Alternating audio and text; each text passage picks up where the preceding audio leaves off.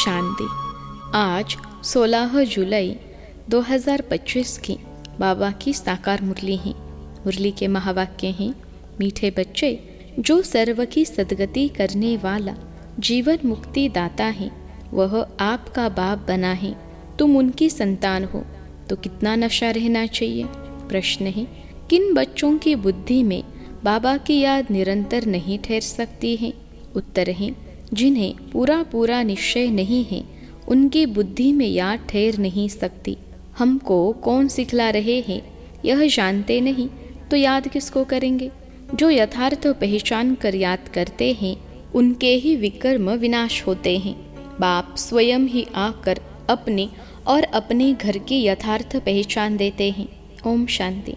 अब ओम शांति का अर्थ तो सदैव बच्चों को याद होगा। हम आत्मा हैं, हमारा घर है निर्वाण धाम व मूल वतन। बाकी भक्ति मार्ग में मनुष्य जो भी पुरुषार्थ करते हैं, उनको पता नहीं कहाँ जाना है, सुख किस में है, दुख किस में है, कुछ भी पता नहीं। यज्ञ, तप, दान, पुण्य, तीर्थ आदि करते सीढ़ी नीचे उतरते ही आते हैं। अभी तुमको ज्ञान मिला है तो भक्ति बंद हो जाती है। घंटे, घड़ियाल आदि वह वातावरण सब बंद। नई दुनिया और पुरानी दुनिया में फर्क तो है ना। नई दुनिया है पावन दुनिया। तुम बच्चों की बुद्धि में है सुख धाम। सुख धाम को स्वर्ग, दुख धाम को नरक कहा जाता है। मनुष्य शांति चाहते हैं, परंतु वहाँ कोई भी जा नहीं सकते। बाप कहते हैं, मैं जब तक यहाँ भारत में न आऊँ, तब तक मेरे सिवाय तुम बच्चे जा नहीं सकते। भारत में ही शिव जयंती गाई जाती है। निराकार जरूर साकार में आएगा ना।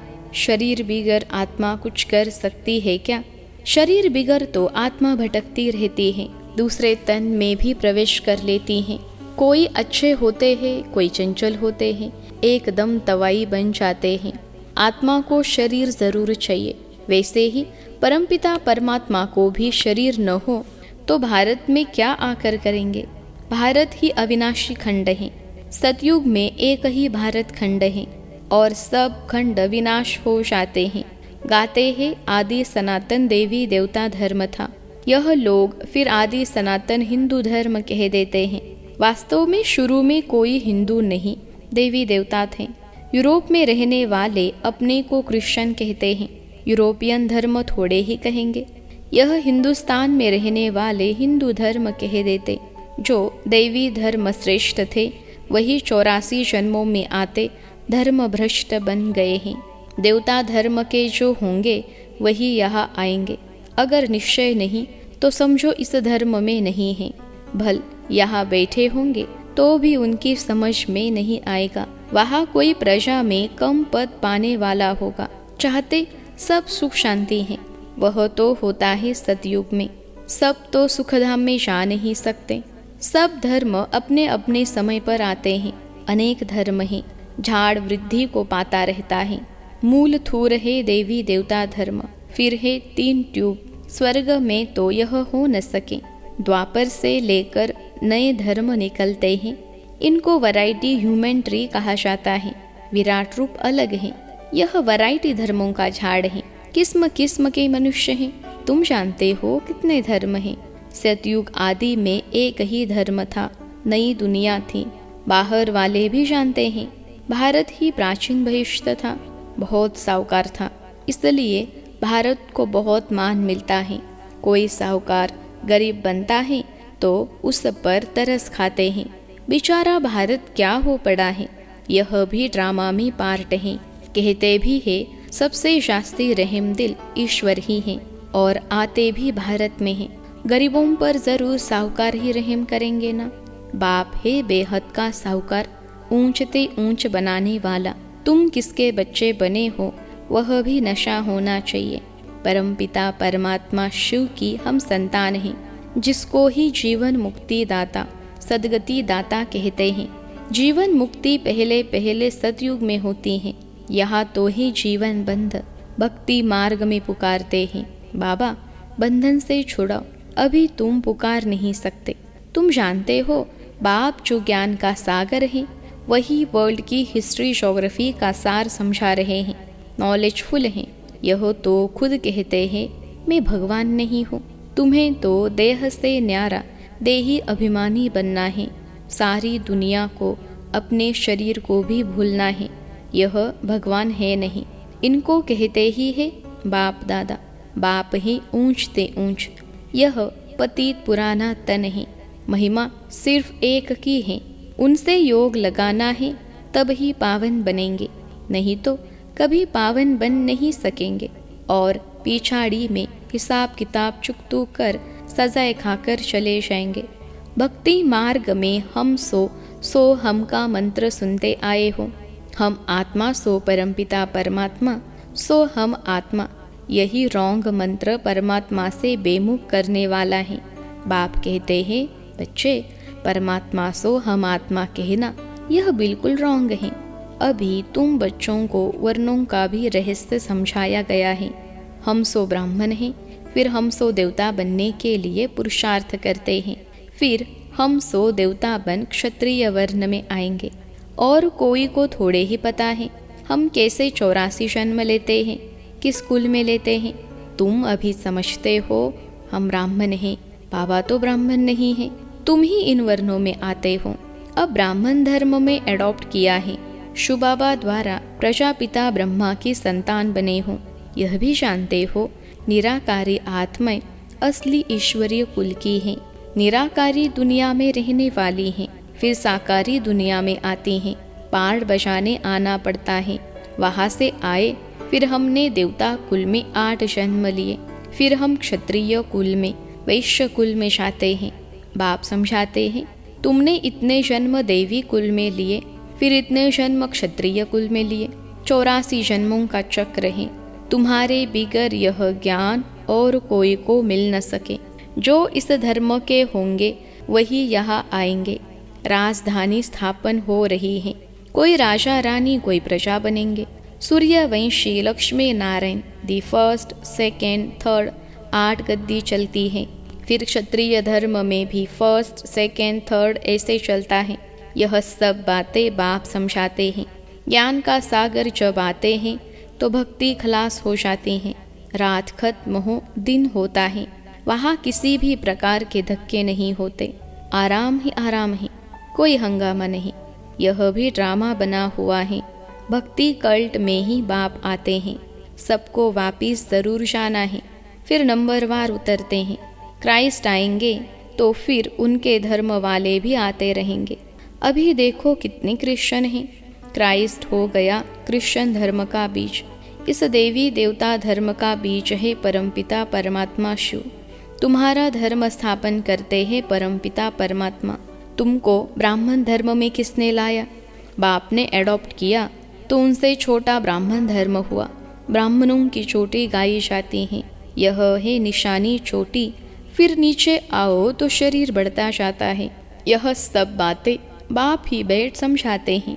जो बाप कल्याणकारी हैं वही आकर भारत का कल्याण करते हैं। सबसे अधिक कल्याण तो तुम बच्चों का ही करते हैं। तुम क्या से क्या बन जाते हो, तुम अमर लोक के मालिक बन जाते हो। अभी ही तुम काम पर विजय पाते हो, वहाँ अकाली मृत्यु होती नहीं, मरने की बात नहीं। बाकी शोला तो बदलेंगे ना, जैसे सर पे खाल उतार दूसरी लेते हैं। यहाँ भी तुम यह पुरानी खाल छोड़ नई दुनिया में नई खाल लेंगे। सतयुग को कहा जाता है गार्डन ऑफ फ्लावर्स। कभी कोई कुवचन वहाँ नहीं निकलता। यहाँ तो है ही कुसंग, माया का संग है ना, इसलिए इनका नाम ही है रोरो नर्क। जगह पुरानी होती है तो म्यूनसिपालिटी वाले पहले से ही खाली करा देते हैं। बाप भी कहते हैं जब पुरानी दुनिया होती है तब हम आते हैं। ज्ञान से सद्गति हो जाती है, राजयोग सिखाया जाता है।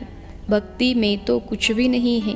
हाँ, जैसे दान पुण्य करते हैं तो अल्पकाल के लिए सुख मिलता है। राजाओं को भी सन्यासी लोग वैराग्य दिलाते हैं। यह तो काग विष्टा समान सुख है। अभी तुम बच्चों को बेहद का वैराग्य सिखाया जाता है। यह है ही पुरानी दुनिया। अब सुख धाम को याद करो, फिर वाया शांति धाम यहाँ आना है। देलवाड़ा मंदिर में हुबहू तुम्हारा इस समय का यादगार है। नीचे तपस्या में बैठे हैं, ऊपर में है स्वर्ग, नहीं तो स्वर्ग कहाँ दिखाए।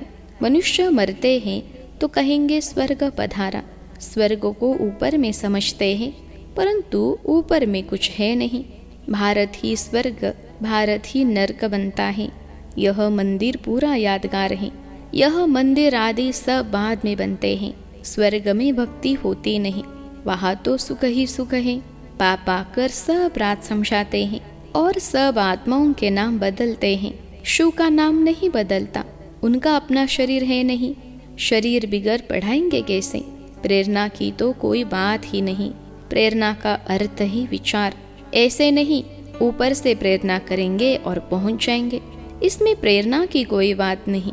जिन बच्चों को पाप की पूरी पहचान नहीं, पूरा निश्चय नहीं, उनकी बुद्धि में याद भी ठहरेगी नहीं।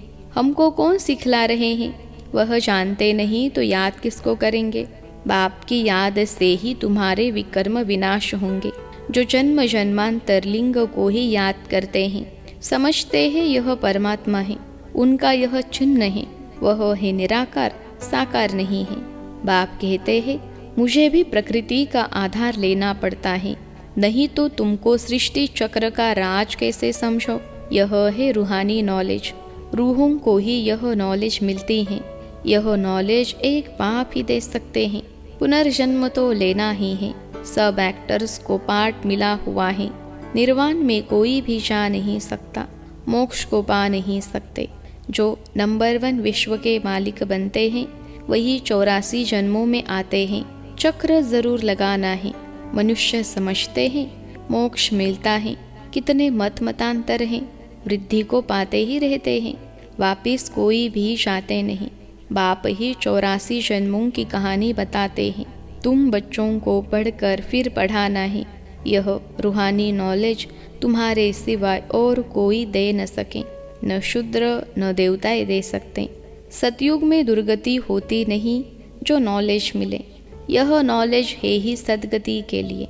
सदगति दाता, लिबरेटर, गाइड एक ही है। सिवाय याद की यात्रा के कोई भी पवित्र बन न सके। सजाएं जरूर खानी पड़ेगी, पद भी भ्रष्ट हो जाएगा। सबका हिसाब किताब चुकतू तो होना है ना। तुमको तुम्हारी ही बात समझाते हैं और धर्मों में जाने की क्या पड़ी है।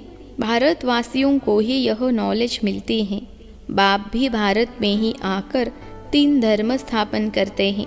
अभी तुमको शूद्र धर्म से निकाल ऊंच कुल में ले जाते हैं, वह है नीच पतित कुल। अब पावन बनाने के लिए तुम ब्राह्मण निमित्त बनते हो। इनको रुद्र ज्ञान यज्ञ कहा जाता है। रुद्र शिव बाबा ने यज्ञ रचा है। इस बेहद के यज्ञ में सारी पुरानी दुनिया की आहुति पड़नी है, फिर नई दुनिया स्थापन हो जाएगी। पुरानी दुनिया खत्म होनी है। तुम यह नॉलेज लेते ही हो नई दुनिया के लिए। देवताओं की परछाई पुरानी दुनिया में नहीं पड़ती। तुम बच्चे जानते हो कि कल्प पहले जो आए होंगे वही आकर यह नॉलेज लेंगे। नंबरवार पुरुषार्थ अनुसार पढ़ाई पढ़ेंगे। मनुष्य यहाँ ही शांति चाहते हैं। अब आत्मा तो है ही शांति धाम के रहने वाली, बाकी यह शांति कैसे हो सकती। इस समय तो घर घर में अशांति है। रावण राज्य है ना।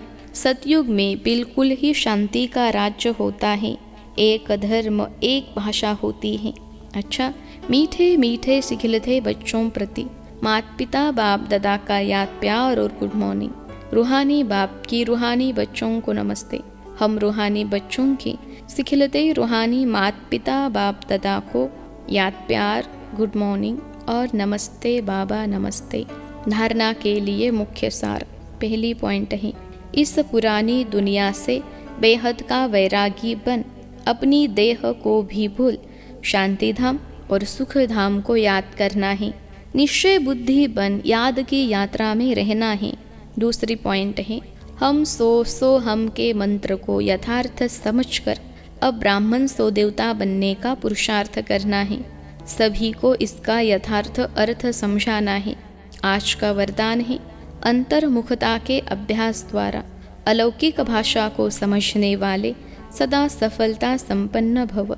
अंतर्मुखता के अभ्यास द्वारा अलौकिक भाषा को समझने वाले सदा सफलता संपन्न भव। विश्लेषण है। जितना जितना आप बच्चे अंतर्मुखी स्वीट साइलेंस स्वरूप में स्थित होते जाएंगे, उतना नयनों की भाषा, भावना की भाषा और संकल्पों की भाषा को सहज समझते जाएंगे। यह 3 प्रकार की भाषा रूहानी योगी जीवन की भाषा है। यह अलौकिक भाषाएं बहुत शक्तिशाली है। समय प्रमाण इन तीनों भाषाओं द्वारा ही सहज सफलता प्राप्त होगी। इसलिए अब रूहानी भाषा के अभ्यासी बनो। आज का स्लोगन है, आप इतने हल्के बन जाओ जो बाप आपको अपनी पलकों पर बिठाकर साथ ले जाए। आप इतने हल्के बन जाओ जो बाप आपको अपनी पलकों पर बिठाकर साथ ले जाए। अव्यक्त इशारे, संकल्पों की शक्ति जमा कर श्रेष्ठ सेवा के निमित्त बनो। वर्तमान समय विश्व कल्याण करने का सहज साधन अपने श्रेष्ठ संकल्प की एकाग्रता है। इससे ही सर्व आत्माओं की भटकती हुई बुद्धि को एकाग्र कर सकेंगे। विश्व की सर्व आत्माएं विशेष यही चाहना रखती हैं कि भटकी हुई बुद्धि एकाग्र हो जाए व मन चंचलता से एकाग्र हो जाए। इसके लिए एकाग्रता अर्थात सदा एक बाप दूसरा न कोई, इस स्मृति से एक स्थिति में स्थित होने का विशेष अभ्यास करो। अच्छा, ओम शांति।